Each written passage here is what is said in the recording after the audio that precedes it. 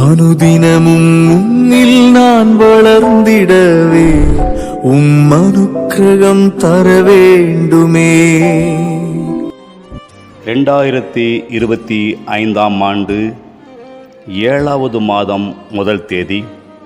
இம்மாதத்திற்குரிய வேத வார்த்தை சங்கீதம் 103:13. தகப்பன் தன் பிள்ளைகளுக்கு இறங்குகிறது போல கர்த்தர் தமக்கு பயந்தவர்களுக்கு இறங்குகிறார். ஆம், கர்த்தருடைய பிள்ளையே, நீ கர்த்தருக்கு பயப்படுகிற மகனாய் இருப்பாயானால் கர்த்தர் உனக்கு இறங்குவார். குழந்தையை போன்று உன்னை நடத்துவார். அவர் உன் கரத்தை பிடித்து வழிநடத்தி கொண்டு போவார்.